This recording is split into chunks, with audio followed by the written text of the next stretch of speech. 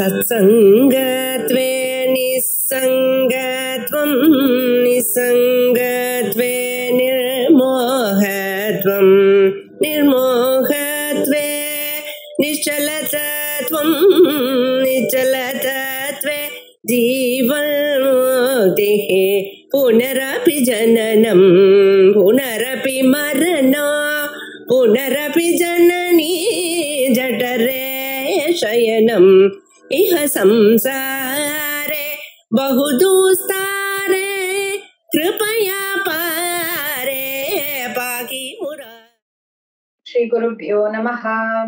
यदा यदा हि धर्मस्य ग्लानिर्भवति भारत अभ्युत्थानमधर्मस्य तदात्मानं सृजाम्यहम्।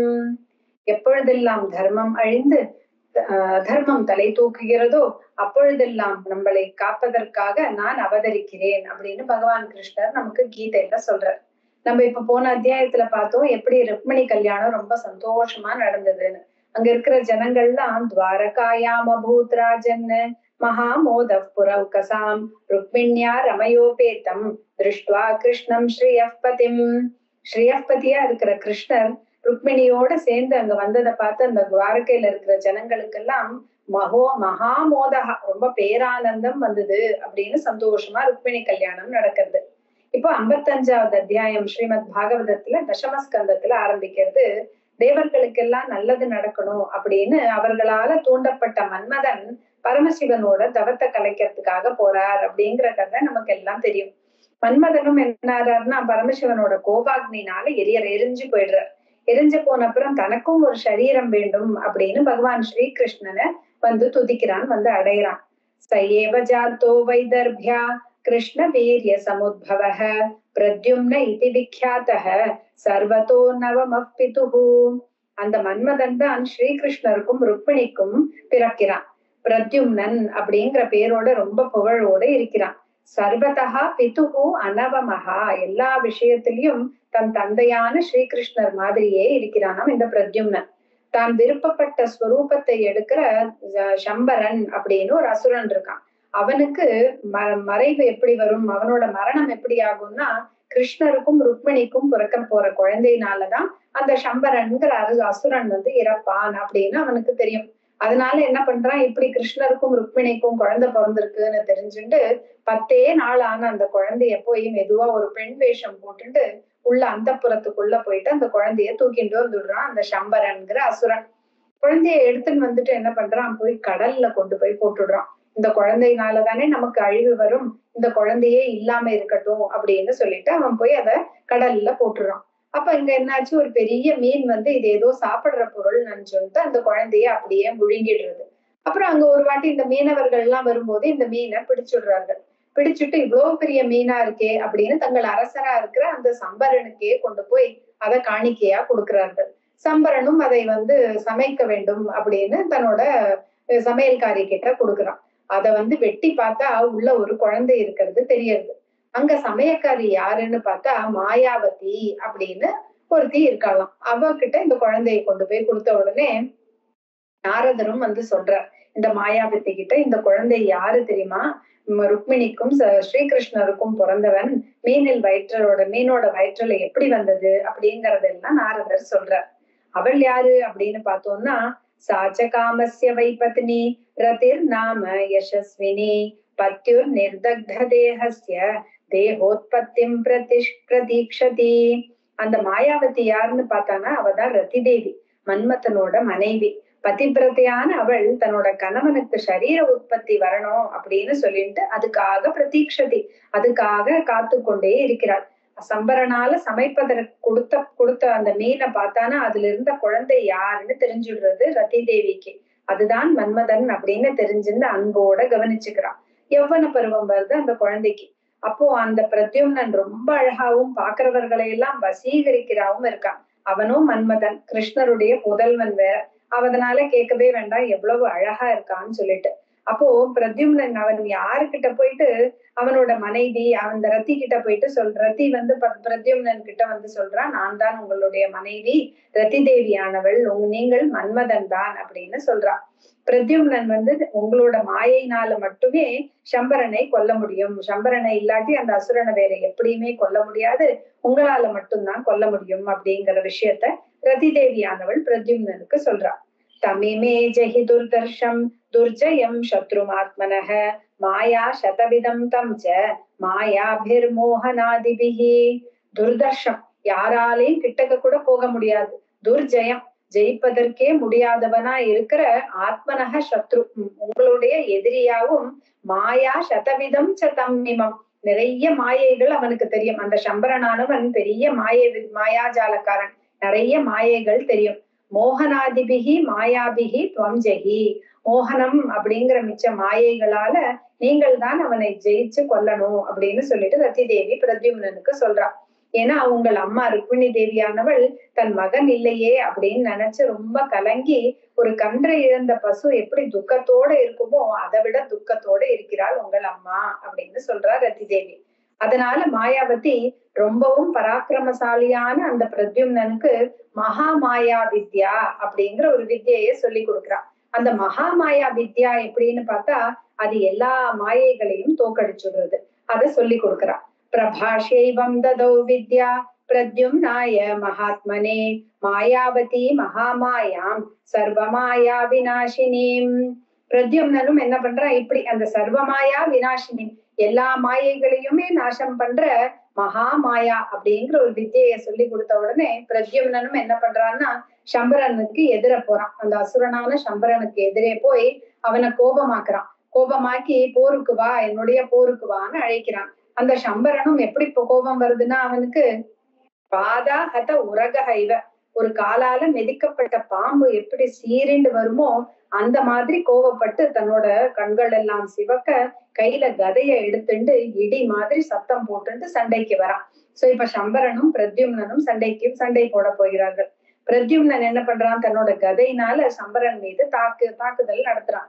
அந்த அசுரன் உடனே தன்னோட மாயையினால, அசுர மாயை எல்லாம் தெரிஞ்சிருக்கு, மயனோட மாயையெல்லாம் தெரிஞ்ச அந்த அசுரன் ஆகாசத்துல மறைஞ்சு பிரத்யும்னன் மேல எல்லா அஸ்திரங்களை எல்லாத்தையும் மழை மாதிரி பொழியறான். அந்த அசுரன் நூற்றுக்கணக்கான கந்தர்வர்கள், பிசாசுகள், உரகர்கள், ராட்சசர்கள், அவர்களோட மாயைகளை எல்லாத்தையும் பிரயோகம் பண்றான். ஆனா ருக்மிணி புத்திரனும் மகாரதனுமான பிரத்யும்னன் சத்வகுண பிரதானமா இருக்கிற அந்த மகா வித்யை அவனுக்கு சொல்லி கொடுத்துருக்கா இல்லையா ரத்தி தேவினால, அத பிரயோகம் பண்ற. ஆனா பிரத்யும்னன் இவன் என்னதான் இந்த சம்பரனான அரசன் எல்லாத்தையும் இவன் மேல சஸ்திரங்களை பிரயோகம் பண்ணாலும், மாயைய பிரயோகம் பண்ணினாலும், பிரத்யும்னன் எல்லாத்தையும் நாசம் செஞ்சு தன்னோட பராக்கிரமத்தினால சம்பரனுடைய தலையையே வெட்டி விடுறானா. அப்ப தேவர்களுக்கு எல்லாருக்கும் ரொம்ப சந்தோஷம், மேலேந்து மலர் மாறியா பொழியறாளாம். தன்னோட மனைவியான ரதி தேவினால ஆகாச மார்க்கம் வழியா 2 பேரும் துவாரகாப்பட்டினத்திற்கு வரார்கள். மின்னலோட மேகம் போல எப்படி ஆகாசத்திலிருந்து அவர் வருதோ அந்த மாதிரி தன்னோட பத்தினியோட அந்தப்புறத்துல வந்து இறங்குறார். பிரத்யும்னனை பார்த்தா எப்படி இருக்கு அப்படின்னு பார்த்தா, இவர் கிருஷ்ணனோட புதல்வன் நமக்கு தெரியும். அவரை பார்த்தா எப்படி இருந்துதான், தம் திருஷ்டுவா ஜலதஷ்யாமம் பீத கௌஷேய வாசசம் பிரலம்ப பாஹும் தாம்ராட்சம் சுஸ்மிதம் ருச்சிரானனம் ஸ்வலங்கிருத முகாம்போஜம் நீலவக்ரால காலிபிஹி கிருஷ்ணம் மத்வா ஸ்திரியோ ஹ்ரீதா நிலில்யுஸ்தத்ர தத்ரஹ. தம் திருஷ்டுவா, அந்த பிரத்யும்னன் அப்படி இறங்கி வந்து அந்தப்புறத்துல வந்த உடனே அவனை பார்த்த உடனே ஜலதஷ்யாமம், நீருண்ட மேகம் எப்படி வண்ணத்துல இருக்குமோ அந்த மாதிரி வண்ணத்திலையும், பீத்த கௌஷேய வாசசம், நல்ல மஞ்சள் பட்டாடை உடுத்திண்டு, பிரலம்ப பாகும், தன் கைகள் தோளெல்லாம் அப்படி திரண்டு இருக்கு, தாம்ராட்சம் சிவந்த கண்களோட, சுஸ்மிதம் அழகான சிரிப்போட, ருச்சிரானனம் பாக்குறதுக்கே அழகிய முகத்தோட இருக்கான். அப்படிப்பட்ட அவனோட தலைமுடி எப்படி இருக்குன்னா நீல வக்ரால காலிபி, அப்படியே சுருண்டு சுருண்டு கருப்பான கூந்தல். கிருஷ்ணம் மத்வா, ஓ இது கிருஷ்ணரே இங்க வந்துட்டாரோ அப்படின்னு ஸ்திரீ அங்க இருந்த பெண்கள் எல்லாம் ரீத்தா ரொம்ப பயந்து, ரொம்ப அவளுக்கு வெக்கம் வந்துடுறதாம். பயத்தை விட வெக்கம் நிலில்யுஸ் தத்ர தத்ரஹா. ஆஹா, என்ன ஆச்சரியம், அந்த ஸ்திரீகள் எல்லாம் அங்கங்க போய் ஒளிஞ்சுக்கிறாள். ஆஹா, கிருஷ்ணர் வந்துட்டாரோ அப்படின்னு. அந்த பிரத்யும்னனை பார்த்த ருக்மிணி தேவிக்கு, ஆஹா, இது நம்ம காணாமல் போன நம்ம குழந்தை மாதிரி இருக்கே, யார் இவன்? என் மகன் எங்கேயாவது இருந்தா இதே வயசுல இவ்வளவு அழகா இப்படித்தானே இருப்பான், இவனை மாதிரியே கிருஷ்ணரை மாதிரியே ஆக்கிருத்தியிலையும் அவயவங்கள்லயும் நடையிலையும் சிறு பார்வையிலையும் இவன் அப்படியே இருக்கிறானே, நம் மகனா இருக்குமோ அப்படின்னு மனசுல அவளுக்கு தோணுது. இப்படி யோசிச்சுட்டு இருக்கும்போது ருக்மிணி தேவியானவள் அங்க ஸ்ரீகிருஷ்ணர், தேவகி, வசுதேவரோட வர. சர்வஜனான பகவானுக்கு தெரியாதா? அவருக்கு எல்லாம் தெரியறது, ஆனாலும் பேசாம இருக்காராம். அப்போ நாரதர் சம்பரன் குழந்தைய திருடிந்து போனது, இந்த குழந்தை அப்புறம் எப்படி மீனோட வயத்துல போச்சு எல்லாத்தையும் சொல்றாராம். அந்த புறத்துல இருந்த எல்லாருக்கும் ரொம்ப ரொம்ப சந்தோஷம். காணாமல் போய் இன்னுமே கிடைப்பானா அப்படின்னு தெரியாம இருந்த குழந்தை வந்ததும் ருக்மிணி தேவி ரொம்ப சந்தோஷப்பட்டு அந்த தம்பதிகளை ஆலிங்கனம் செஞ்சுக்கிறார். இப்படி ஸ்ரீகிருஷ்ணனோட ஸ்வரூபத்தோடையும் மன்மதனாக இருக்கும் பிரத்யும்னன் பெரும் கண்களுக்கு விஷயமாக மட்டுமே பார்த்து அங்க இருக்கிற பெண்களுக்கு ஆசை வந்தது, அதுல என்ன ஆச்சரியம் அப்படின்னு கேட்டுட்டு இந்த 55வது அத்தியாயம் முடியறது. 56வது அத்தியாயம் ஆரம்பிக்கிறது. சுகர் சொல்றார், சத்ராஜித் அபாராதம் செஞ்சதுனால தன்னோட ஸ்ரீகிருஷ்ணனுக்கு தன்னோட பொண்ண செமந்த கமணியோட சேர்த்து கொடுத்தார் அப்படின்னு சுகர் சொல்றார். அப்ப பரீட்சித் ராஜா கேக்குறார், சத்ராஜித் என்ன அபராதம் செஞ்சான்? செமந்த கமணி எங்கிருந்து கிடைச்சது? தன் பெண் என்ன காரணத்தினால கொடுத்தார்? இதெல்லாம் எனக்கு சொல்லணுமே அப்படின்னு பரீட்சித் ராஜா கேக்குறார் சுகர் கிட்ட. அப்போ ஸ்ரீ சுக உவாச்ச, ஆசீத் சத்ராஜித சூர்யோ பக்தஸ்ய பரமஸ் சகா பிரீதஸ்தஸ்மை மணிம் பிராதாத் சூரியஸ்துஷ்டஸ்ய மந்தகம். சத்ராஜிதன் அப்படின்னு ஒருத்தன் இருந்தான். அவன் யாரு அப்படி பார்த்தா சூரியனோட பக்தன், பரம பக்தன், பரம சகாவும் கூட, ரொம்ப நண்பனாவும் இருந்தான் சூரிய தேவருக்கு. அவருக்கு அந்த சத்ராஜித்திற்கிட்ட ரொம்ப சந்தோஷப்பட்டு சூரியனானவன் என்ன பண்ணாரா, தன்னோட செமந்தக மணி அப்படிங்கிற ரொம்ப பளபளான்னு இருக்கிற அந்த மணியை எடுத்து அந்த சத்ராஜித்துக்கு கொடுக்குறார். சத்ராஜித்தும் அந்த மணியை எடுத்து போட்டுட்டு துவாரகைக்கு வரானா. வந்தா பார்த்தா ரொம்ப பிரகாசத்துல யாராவது அவ யார் வரானே நமக்கும் தெரியாது. அந்த மாதிரி பிரகாசத்துல வரும்பொழுது யார் வரானே தெரியலையா மக்களுக்கெல்லாம் சத்ராஜித்தை தெரியும். ஆனா இந்த பிரகாசமானது அவர்களோட கண்களையே மறைச்சுடுறது. ஓ, இவரை பாக்குறதுக்கு சூரிய தேவனே இறங்கி வந்திருக்கார் போல இருக்கு அப்படின்னு நினைச்சுன்னு இந்த துவாரகா மக்கள் எல்லாம் சொல்றாராம். நண்பன் விச்சந்தி தே மார்க்கம் த்ரீலோக்யாம் விபுதர்ஷபாஹா ஞாத்வாத்ய கூடம் யதுஷு திரஷ்டும் துவாம் யாத்யஜ பிரபோ.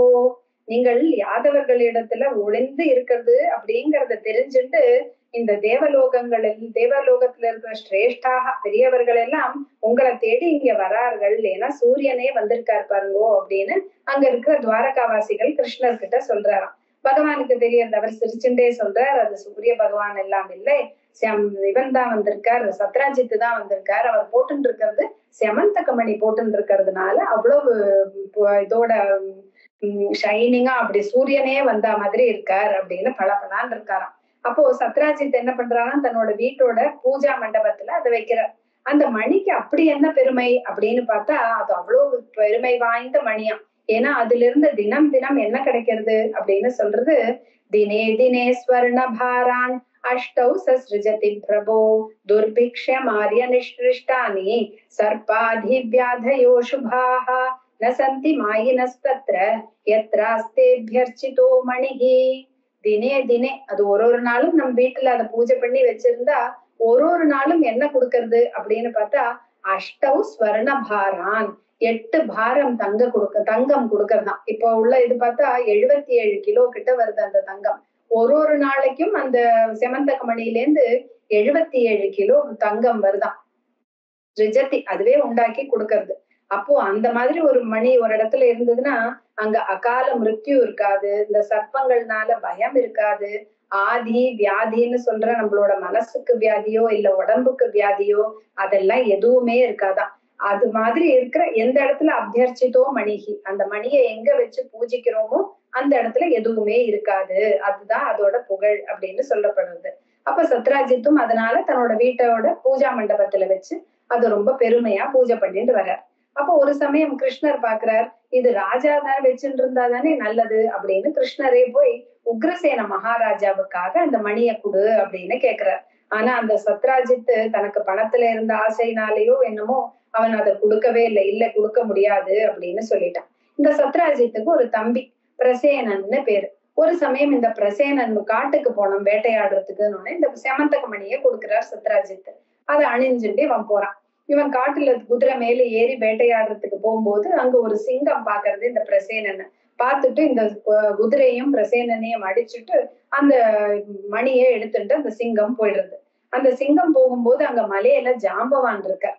ஜாம்பவான் நமக்கு அப்போல இருந்து வந்துட்டு இருக்காரு. ராமர் காலத்துல இருந்து வர அந்த ஜாம்பவான் இத பாக்குறார். என்ன ஒரு மணி இருக்கே, தன் குழந்தைக்கு விளையாட கொடுக்கணும்னு அந்த சிங்கத்தை கொன்னுட்டு அந்த ஜாம்பவான் அங்க இருந்து குகையில வசிச்சுட்டு வர அதை எடுத்துட்டு போய் தன்னோட குகையில தன் குழந்தைகிட்ட விளையாட கொடுத்துடுறார். சோபி சக்கரே குமாரஸ்ய மணிம் கிரீடனகம் விலே அபஷ்யன் பிராதரம் பிராதா சத்ராஜித் பரியதப்யதே. இந்த ஜாம்பவானால கொல்லப்பட்ட பிறகு அந்த சிங்கத்துக்கிட்டே இருந்து வந்த மணியானது அந்த விலே அந்த குகையில ஒரு கிரீடனகம் ஒரு விளையாட்டு பொருள் மாதிரி இருந்தது ஜாம்பவான் கிட்டக்க. அப்போ இந்த சத்ராஜித் பாக்குறான், நம்மளோட தம்பி போனானே இதுக்கு காட்டுக்கு இன்னும் வரலையே அப்படின்னு பரியதப்பியத்தை ரொம்ப வேதனை அடையறான் இந்த சத்ராஜித். தன் தம்பி ரத்னத்தை போட்டுட்டு போயிருக்கான், திரும்பி வரல. கிருஷ்ணன் வேற இந்த கேட்டார், ஆனா நான் தான் கொடுக்கல அப்படின்னு ஒரு சந்தேகம் வருது சத்ராஜித்துக்கு. அப்படின்னு இதை கேட்ட உடனே அந்த ஊர் ஜனங்களும் ஒருத்தர் ஒண்ணு பேசிக்கிறாங்க.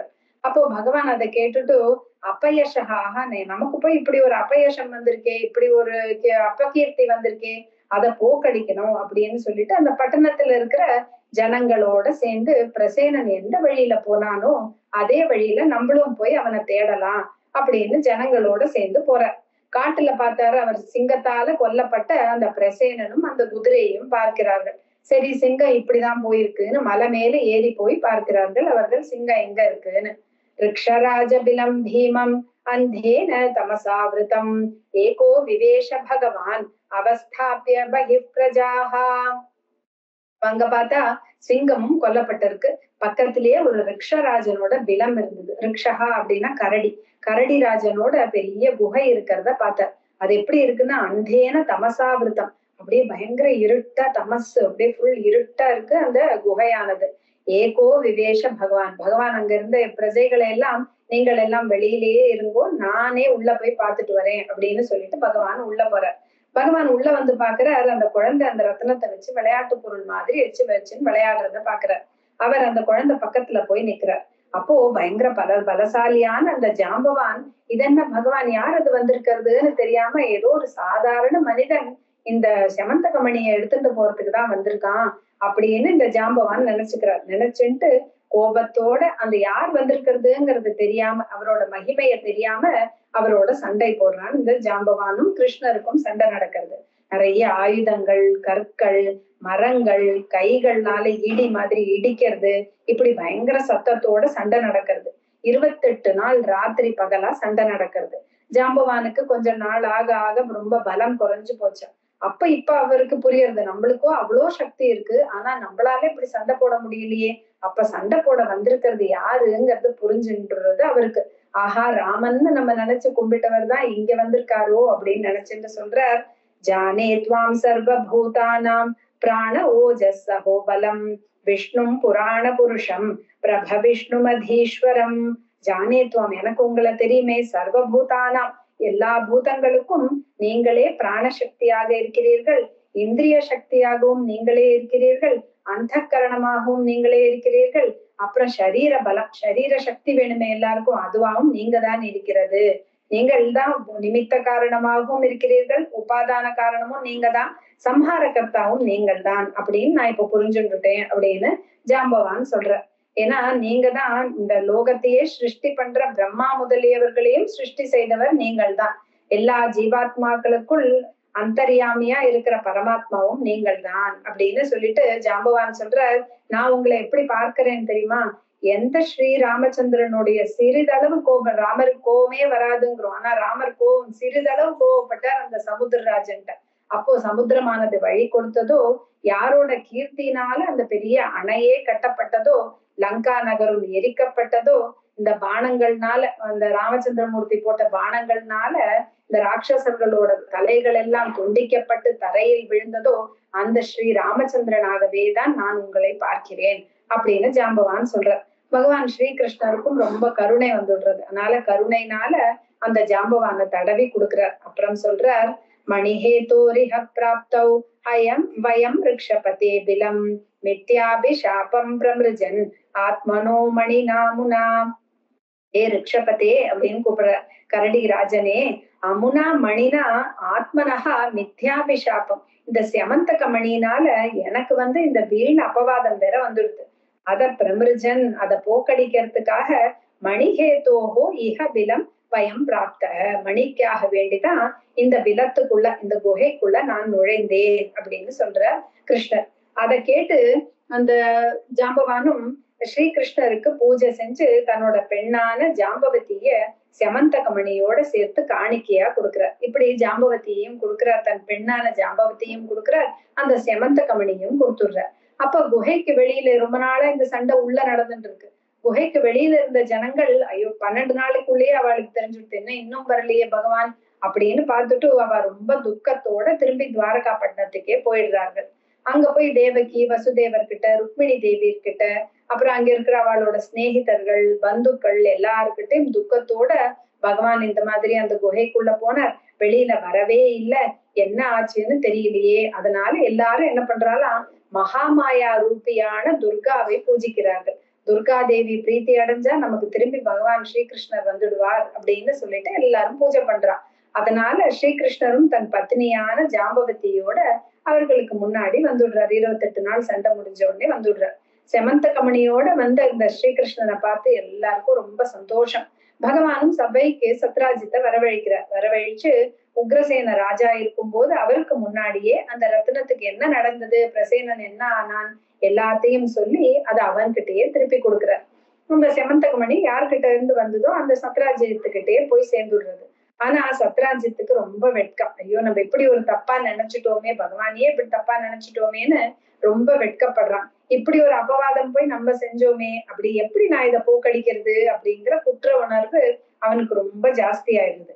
சரி, பகவான் ஸ்ரீகிருஷ்ணர் நம்ம என்ன செஞ்சா சந்தோஷப்படுவார் அப்படின்னு யோசிக்கிறான். அதனால தாஸ்யே துஹிதரம் தஸ்மை ஸ்திரீ ரத்னம் ரத்னமேவச்ச உபாயோயம் சமீச்சயினஹ தஸ்ய சாந்திர்ன சான்யதாம். அதனால நான் என்னோட துஹிதரம், என் பெண்ணை அவருக்கு கொடுக்கிறேன். ஸ்திரீ ரத்னம், அவள் என்னுடைய ஸ்திரீ ரத்னமா இருக்கிற அந்த பெண்ணையும் என்னோட செமந்தகமணி அந்த ரத்னம் இருக்கே அதையும் சேர்த்து நான் கொடுக்கிறேன், இதுதான் நல்ல உபாயம் அப்படின்னு நினைச்சுக்கிறார் இந்த சத்ராஜித். நான் அப்போதான் சாந்திர்ன சான்யதா, இல்லாட்டி எனக்கு நான் செய்த குற்றத்துக்கு எனக்கு மனசமாதானமே கிடைக்காது, மனசாந்தியே கிடைக்காது அப்படின்னு நினைச்சுட்டு இதை ரெண்டும் பண்ணலான்னு அவர் நினைச்சுக்கிறார். அநேக ராஜாக்களால யாசிக்கப்பட்டவளும் நல்ல ஸ்வபாவம் குணம் உடைய அந்த சத்யபாமா, அதுதான் சத்ராஜித்தோட பெண்ணின் பெயர். சத்யபாமாவை ஸ்ரீகிருஷ்ணருக்கு விதிப்படி விவாகம் செஞ்சு கொடுக்கிறான் இந்த சத்ராஜித்.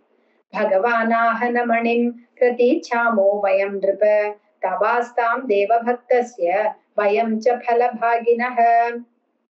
பகவான் சொல்றார், நாங்க மணின்னா பிரதீச்சாம், எனக்கு ஒண்ணும் அந்த ரத்தினத்திலே விருப்பமே இல்லை, சூரிய பக்தனான உங்களிடத்திலேயே அது இருக்கட்டும். பலபாகினம் உங்ககிட்ட இருந்தா என்ன, அதோட பலத்தை அனுபவிப்பவர்கள் நாங்கள் தானே அப்படின்னு கிருஷ்ணர் சொல்லிடுறார். அதனால மணி சத்ராஜித்துக்கிட்டேயே இருக்கு அப்படின்னு 56வது அத்தியாயம் முடியாது. 57வது அத்தியாயம் ஆரம்பிக்கிறது. ஸ்ரீகிருஷ்ணர் பாண்டவர்கள் எல்லாம் இந்த அரக்கு மாளிகையில தீ வச்ச போது தப்பிச்சிட்டார்கள் அப்படின்னு பகவானுக்கு தெரியும். ஆனாலும் அவர்கள் எல்லாம் இறந்து போயிட்டார்கள் அப்படின்னுதான் அங்க ஒரே செய்தி இருக்கு ஹஸ்தினாபுரத்துல. சரி, நம்ம பந்துக்களாச்சே, துக்கம் கேட்கணுமே அப்படின்னு பலராமரோட சேர்ந்து கிருஷ்ணரும் குருதேசத்துக்கு போறார். அப்போ இந்த சத்யபாமாவை தனக்கு கொடுப்பார் அப்படின்னு நினைச்சிட்டு இருந்த இந்த அக்ரூரர், சததன்வா, கிருதவர்மா அவர்களுக்கெல்லாம் ரொம்ப கோபம் வருது. இந்த சத்யபாமாவை நமக்கு கல்யாணம் பண்ணி வைக்காம நம்மள யாரோ ஒருத்தருக்கு கல்யாணம் பண்ணி வச்சிருக்கலாமே, அதை விட்டுட்டு ஸ்ரீகிருஷ்ணருக்கு கல்யாணம் பண்ணி வச்சாரே அப்படின்னு 3 பேருக்கும் கோபம். பட் அக்ரூரரும் இந்த கிருதவர்மாவும் சரி கொடுக்கல, என்ன பண்ணறது, விட்டுடலாம், பகவான் இருக்காரு, அதனால பகவான் ஸ்ரீகிருஷ்ணருக்கு கொடுத்தாச்சுங்கிறார். ஆனா இந்த சததன்வாக்கு ரொம்ப கோபம் வருது. அதனால என்ன பண்றான், ரொம்ப சரி பகவானும் இப்ப இல்ல, துவாரகையில இல்ல, அவர் குருதேசம் போயாச்சு, அதனால ரொம்ப தைரியம் வர சத்ராஜித் எப்படி தன்னோட தம்பி பிரசேனன் எந்த வழியில போனானோ அதே வழியில இந்த சத்ராஜித்தையும் அனுப்பி விடலாம் அப்படின்னு நினைச்சுட்டு அந்த துஷ்டனான சததன்வா சத்ராஜித் தூங்கின்னு இருக்கும் போது அங்க இருக்கிற பெண்கள் எல்லாம் மட்டும்தான் இருந்தா, போய் அவனை கழுத்தை வெட்டி கொன்னுட்டு எல்லா பெண்களும் அலறா. ஆனாலும் அவனை கொன்று விட்டு தூங்கிட்டு இருக்கிற சத்ராஜித்தை கொன்றுட்டு அவங்கிட்ட இருந்த அந்த செமந்தகமணியை தூக்கிட்டு வந்துடுறான் பிரசேனன். சத்யபாமாச்ச பிதரம் ஹதம் தீக்ஷ்ய சுச்சார்பிதா व्यलपत्तात तातेति हा हतास्मीति मुह्यति. சத்யபாமா இது மாதிரி தன் அப்பா கொல்லப்பட்டார் அப்படின்னு பார்த்துட்டு விலப்பத்து ரொம்ப வருத்தப்படுறா, ரொம்ப கதறா. தாத்த ஹே அப்பா அப்படின்னு வருத்தப்பட்டு இந்த செய்தியை எப்படியாவது தன்னோட கணவர்கிட்ட சொல்லணுமேன்னு சத்யபாமா திரும்பி அவளும் கிளம்பி போறா குருதேசத்துக்கு. அங்க போய் பகவான் ஸ்ரீகிருஷ்ணர் கிட்ட இந்த மாதிரி ஆனச்சுன்னு சொன்ன உடனே சரி ஸ்ரீகிருஷ்ணர் திரும்பி தன்னோட அண்ணனோட சேர்ந்து துவாரகைக்கு வர. பகவானும் சததன்வாதான் கொன்று அந்த ரத்னத்தை திருப்பி கொடுத்து எடுத்துன்னு வந்துடலாம், அதுக்கு முயற்சி பண்றேன் அப்படின்னு சொல்றார் பகவான் ஸ்ரீகிருஷ்ணர். சததன்வாக்கு இப்ப பயம். ஐயோ நம்ம ஏதோ தெரியாம ஒரு ஆத்திரத்துல கோபத்துல நிறைய வேலைகள் செஞ்சுட்டு அப்புறம் வருத்தப்படுற மாதிரி இந்த சததன்வாவும் வருத்தப்படுறான். அக்ரூரர்கிட்டையும் கிருத்தவர்மாட்டையும் போய் எனக்கு ஏதாவது உதவி பண்ணுங்கள் அப்படின்னு கேக்குறார். ஆனா அவ சொல்லிடுறா, அடாடா இந்த கிருஷ்ணர்கிட்ட நம்மளால எல்லாம் எதையும் பண்ண முடியாது, நீ நீ காப்பாத்திக்கோ அப்படின்னு சொல்றார். ஆனாலும் எந்த சகாயமும் இல்லை. ஏன்னா யார் அந்த சர்வேஸ்வரனான ராமகிருஷ்ணர்களோட பலத்தை தெரிஞ்சுட்டு அவளுக்கு எதிராக யார் விரோதம் பண்ணுவார்கள் அப்படின்னு. இதம் லீலையா விஸ்வம் சிருஜத்யவதி ஹந்தி ச சேஷ்டாம் விஸ்வஸ்ருஜோயஸ்ய ந விதுர் மோஹிதா ஜயாம். ரிஜதி அவதி ஹந்தி, சிருஷ்டிக்கிறது, காப்பாத்துறது, அப்புறம் சம்ஹாரம் பண்றது. இப்படி விஸ்வஸ்ருஜக எஸ்ய அஜயா மோகிதாக சேஷ்டாம் ந விதுஹு. அதனால இப்படி விஸ்வத்தையே சிருஷ்டிக்கிறவர்கள் கிட்ட எந்த நம்மளால போய் சண்டையெல்லாம் போட முடியாது, ஒன்றும் செய்ய முடியாதுன்னு சொல்லிடுறா அக்ரூரரும் கிருத்தவர்மாவும். இந்த இப்படி சொன்ன உடனே பிரசேனையும் சததன்மா என்ன பண்ணாருன்னு தெரியாம அந்த செமந்தகமணிய அக்ரூரர்கிட்ட கொடுத்துடுற. நீ என்ன பண்ணு, நீ கையிலேயே வச்சுக்கோ, நீ உன் கையில வச்சுக்கோ, நான் எப்படியாவது நான் தப்பிச்சு போயிடுறேன் அப்படின்னு சொல்ற. இந்த அக்ரூரரும் கிருத்தவர்மாவும் என்ன சொல்றான்னா, ஒரு 7 வயசு குழந்தையா இருக்கும் போதே அவர் விளையாட்டா ஒரு கையில மலைய தூக்கிட்டு எல்லாரையும் காப்பாத்தினார். அப்படிப்பட்டவர் இப்ப யுவகனா ஆயிட்டார், இப்ப அவரோட நம்மளால சண்டை போட முடியாதுன்னு எல்லாம் பல விதமா சததன்வாக்கு சொல்லி அனுப்பிடுறான். சததன்வா அதனால அக்ரூரர்கிட்ட அந்த ரத்னத்தை கொடுத்துட்டு நல்ல வேகமா ஓடுற ஒரு குதிரை மேல ஏறி வேகமா போறான். அப்ப ராமகிருஷ்ணர்களும் ரொம்ப இன்னும் வேகமான குதிரைகள் பூட்டப்பட்ட ரதத்துல ஏறி போறார்கள். சரி தன்னோட மாமனாரை யாரு கொன்றான், இப்படி போய் தூக்கும் போது கொன்றானே அப்படின்னு தெரிஞ்சுட்டு பின்னாடியே துரத்திட்டு போறார்கள். அப்ப மிதிலா பட்டணம் வருது. வந்த உடனே சத்ததன்வாவோட குதிரையானது ரொம்ப சோர்வடைஞ்சுடுறது. அதனால சத்ததன்வா என்ன பண்றான், அதுல இருந்து இறங்கி ஓடி போறான். கிருஷ்ணரும் கோபத்தோட பின்னாடியே துரத்துற. பகவான் தன்னோட சக்கரத்தினால அந்த சத்ததன்வாவை கொன்னுடுற. தேடி பார்த்தா அவன்கிட்ட ரத்னமே இல்லையா. அப்பொழுது பலராமன் சொல்றார், வேற யார்கிட்டயாவது ஒளிச்சு வச்சுட்டு இருக்கிறதுக்காக கொடுத்துருக்கலாம், அதனால நீ துவாரகாவுக்கு சென்று தேடிப்பார் அப்படின்னு கிருஷ்ணர் கிட்ட சொல்றார். பலராமன் என்ன பண்றார், நான் அங்க வரல, ஏன்னா எனக்கு ரொம்ப பிரியமுள்ள விதேக தேசத்து ராஜாவை நான் பார்க்க போறேன் அப்படின்னு சொல்லிட்டு அவர் மிதிலா பட்டணத்துக்கு போயிடுறார். உவாச தஸ்யாம் கதிச்சின் மிதிலாயாம் சமாவிபுஹு மானிதः பிரீதியுக்தேன ஜனகேன மகாத்மனாம் ததோ சிக்ஷத்கதாம் காலே தார்த்த ராஷ்டிர சுயோதனஹா. பலராமரை ரொம்ப பிரீத்தியோட அந்த விதேக ராஜாவானவர் அவர் நல்லா வரவேற்று எல்லாம் உபசரிக்கிறார். அந்த ஜனக மகாராஜா அப்படி கொண்டாடின்னு இருக்கிற அவரை மிதிலையிலேயே இருக்கும்படி சொன்னதுனால சமாவிபுகு நிறைய வருஷங்கள் அவர் அங்கேயே தங்கி இருக்கார். அப்போ சில வருஷங்கள் அங்க இருக்கும்போது அப்பதான் திருதராஷ்டிரனோட புத்திரனான துரியோதனன் அங்க பலராமர் கிட்ட கதையோட வச்சு எப்படி யுத்தம் பண்ணறதுங்கிறத கத்துக்கிறாரு அங்க மிதிலையில. பகவான் ஸ்ரீகிருஷ்ணரும் சரி நம்ம திரும்பி துவாரகைக்கு வரலாம் அப்படின்னு சததன்வாவோட மரணத்தையும் ரத்னம் கிடைக்காததையும் சத்யபாமா கிட்ட சொல்றார். தன்னோட இறந்த மாமனாருக்கு செய்ய வேண்டிய கிரியைகளை எல்லாம் தன் பந்துக்களோட சேர்ந்து செய்ய வைக்கிறார். அப்ப அக்ரூரரும் கிருத்தவர்மாவும் சததன்வா கொல்லப்பட்டது கேட்டு ரொம்ப பயம் வந்துடுறது. ஐயோ நம்மளும் இதுல உடந்தை நினைச்சுடுவாரோ பகவான் சொல்லிட்டு அவ துவாரகையில இருந்து ஓடி ஒளிஞ்சுக்கலான்னு ஓடி போறாளாம். அப்ப ஸ்ரீ சுகர் சொல்றார், இதை சொல்லிட்டு இருக்கும் போது இப்படி அக்ரூரர் துவாரகையை விட்டு போன உடனே நகரவாசிகளுக்கு அந்த இருந்த நகரவாசிகளுக்கெல்லாம் வியாதிகள், ஆதிகள், மழை பெய்யாம இருக்கிறது, நிறைய உபதிரவங்கள், நிறைய கெடுதல்கள்லாம் அடிக்கடி உண்டானது அப்படின்னு சில பேர் சொல்லப்படுறது. ஆனா ஸ்ரீகிருஷ்ணன் இருக்கும் இடத்துல கெடுதல்கள் நடக்கும் அப்படிங்கறது எங்கேயாவது சம்பவிக்குமா அப்படின்னு கேக்குறார் ஸ்ரீ சுகர். ஏன் அப்படின்னா அக்ரூரருக்கு ஒரு கதை இருக்கு. அவர் யார் அப்படின்னு பார்த்தோம்னா, ஒரு சமயம் இதே மாதிரி காசியில மழையே பெய்யாம இருந்தது. மழை பெய்யாம ஜனங்கள் எல்லாம் கஷ்டப்பட்ட போது காஷி ராஜா அங்க வந்த ஸ்வல்கர் அப்படிங்கிற தன்னோட ஒரு முனிவருக்கு தன் பெண் காந்தினிய கன்னியாதானம் செஞ்சு கொடுக்கிறார். அப்போ மழை பெய்ஞ்சது அப்படிங்கிறது ரொம்ப பிரசித்தம். தத் சுதஸ்தத் பிரபாவோசௌ அக்ரூரோ யத்ர யத்ரஹ தேவோபிவர்ஷதே தத்ர நோபதாபான மாரீகாஹ. தத் சுதஹா அவர்கள் இருவருக்கும் பிறந்தவர் தான் பிரபாவஹா ரொம்ப மகிமையுள்ள இந்த அக்ரூரஹா. இவர் அந்த அக்ரூரரானவர் இவர்களுடைய புதல்வன். அவர் எங்க எத்திர எத்திர அக்ரூரஹா எங்க இந்த அக்ரூரர் இருக்காரோ அங்க அபிவர்ஷதி நல்ல மழைகள் பெய்யும், எந்த கெடுதல்களும் இல்லை, எங்கேயும் இந்த அபமிருத்தி எல்லாம் எதுவுமே நடக்காது. இவர் இங்க இருந்து கிளம்பிட்டாரு, துவாரகையில இருந்து கிளம்பிட்டார் அப்படின்னு ஜனங்களுக்கு தெரியுது. அப்போ ஸ்ரீகிருஷ்ணருக்கு தெரியும் இதுக்கு காரணம் அக்ரூரர் இல்லாதது மட்டும் இல்ல, அந்த ரத்னமும் இங்க இல்லையே. அதனால ஏன்னா ரத்னம் யாருக்கிட்ட இருக்குன்னு பார்த்தோம்னா அக்ரூரர் கிட்ட இருக்கு. அதனால என்ன பண்றார் கிருஷ்ணர் பகவான் தன்னோட தூதர்களை எல்லாம் அனுப்புறார், அக்ரூரரை எப்படியாவது வரவேற்றுடணும் அப்படின்னு. அப்ப அக்ரூரர் வர்றார். வந்த உடனே அவருக்கு பூஜை சத்காரம் எல்லாம் செஞ்சு குஷல பிரஷ்னங்கள் எல்லாம் கேட்கிறார். நல்ல பிரியமான வார்த்தைகளை எல்லாம் சொல்லி பகவான் சிரிச்சுண்டே சொல்றாரா, நனுதானபதே ன்யஸ்தஹா த்வய்யாஸ்தே சததன்வனா ஸ்யமந்தகோ மணிஸ்ரீமான் விதிதः பூர்வமேவ நஹ. எனக்கு முன்னாடியே தெரியும் இந்த மாதிரி அந்த செமந்த கமணியானது உங்ககிட்டதான் இருக்கு. அப்ப அது எப்படிப்பட்ட மணி? ஸ்ரீமான் 8 பார தங்கங்கள் 77 கிலோ கிட்ட கொடுக்குற அந்த தங்கமானது அந்த செமந்தகோ மணிகி உங்ககிட்ட இருக்குன்னு எனக்கு தெரியும். ஏன்னா அது சததன்பால உங்ககிட்ட கொடுக்கப்பட்டது. இப்ப சத்ராஜித்திற்கு பிள்ளைகள் இல்லை, புத்திரர்கள் இல்லாததுனால அவர் பெண்ணான சத்யபாமாவோட புத்திரர்களுக்கு தான் மிச்சமுள்ள தனத்தை எல்லாம் எடுத்துக்கொள்ளட்டும். அதனால் நீங்களோ எப்படிப்பட்டவர், நல்ல விரதங்கள் எல்லாம் உள்ளவர், அதனால இந்த செமந்தகமணியானது உங்ககிட்டயே இருக்கட்டும், அந்த ரத்தினத்தை இப்போ காட்டுங்கள் அப்படின்னு கேக்குற. பந்துக்களுக்கு மனசாந்தி இருக்கட்டும், ஏன்னா அங்க இருக்கிறவாளுக்கு எல்லாம் இந்த மணி எங்க போச்சுன்னு தெரியலையே, பகவான் எடுத்துட்டாரோ அப்படின்னு ஒரு சந்தேகம் எல்லார் மனசுலயும் இருக்கோ அப்படின்னு ஒரு அபகீர்த்தி தானேன்னு பகவான் சொல்ற. அப்ப பந்துக்களுக்கு மனசாந்தி இருக்கட்டும், அந்த மணியை காமிங்கோ அப்படின்னு சொன்ன உடனே அக்ரூரரும் தன்னோட வஸ்திரத்துல மறைச்சு வச்சுட்டு இருந்த அந்த ரத்தனத்தை எடுத்து கொடுக்கிறார். ஸ்யமந்தகம் தர்ஷயித்வா ஞாதிப்யோ ரஜ ஆத்மனஹா விமிருஜ்ய மணினா பூயஹ தஸ்மை பிரத்யர்ப்பயத் பிரபுஹு. செமந்தகம் தர்ஷயித்வா அந்த செமந்தக மணியை தன் பந்துக்களுக்கெல்லாம் ஞாதிப்யா தன்னோட பந்துக்களுக்கெல்லாம் காமிச்சுட்டு அபகீர்த்தி தனக்கு உண்டானதை போக்கடிச்சுட்டார். விமிருஜ்ய இப்படி போக்கடிச்சார் அப்படின்னு வருது. பிரத்யர்ப்ப திரும்பி என்ன பண்றார், அதை திரும்பி நீயே வச்சுக்கோ அப்படின்னு அக்ரூரர்கிட்ட கொடுத்து விடுறார். சரி, இந்த செமந்தகமணி உபாக்கியானம் படிக்கிறதுனால என்ன பிரயோஜனம் அப்படின்னு ஸ்ரீ சுகரே சொல்றார். யஸ்வேதத் பகவத ஈஸ்வரஸ்ய விஷ்ணோஹோ வீர்யாಢ்யம் விருஜினஹரம் சுமங்கலம் ச ஆக்யானம் படதி ஸ்ருணோத்யனுஸ்மரேத்வா துஷ்கீர்த்திம் துரிதமபோஹ்ய யாதி சாந்திம்.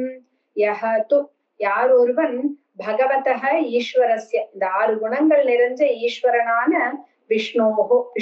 விஷ்ணுவுடைய வீர்யாಢ்யாம் நல்ல பிரபாவம் உள்ளதும், விருஜினஹரம் பாபத்தை போக்குவதும், மங்களத்தை ஏற்படுத்துவதும் ஏததாக்கியானம் படதி இந்த கதையை யார் படிக்கிறார்களோ, ஸ்ருணோதி யார் கேட்கிறார்களோ, வா அனுஸ்மரேத் யார் ஸ்மரிக்கிறார்களோ, சக அவருக்கு துஷ்கீர்த்திம் இந்த அபகீர்த்திம் வேண்டாத அபவாதங்களோ, துரிதம் பாபங்களோ, அபோஹ்ய எல்லாம் நாசமாய் சாந்திம் யாதி நல்ல மனசாந்தியானது கிடைக்கிறது. சோ இதுக்குதான் அதோட பலன் அப்படின்னு சொல்ற. இப்படி 57வது அத்தியாயம் செமந்தகமணி உபாக்கியானத்தோட முடியாது. இன்னும் கிருஷ்ண லீலைகள் தொடரும். ஸ்ரீ குருபியோ நமஹ. ஹரே ராம ராம ராம ஹரே ஹரே, ஹரே கிருஷ்ண கிருஷ்ண கிருஷ்ண ஹரே ஹரே.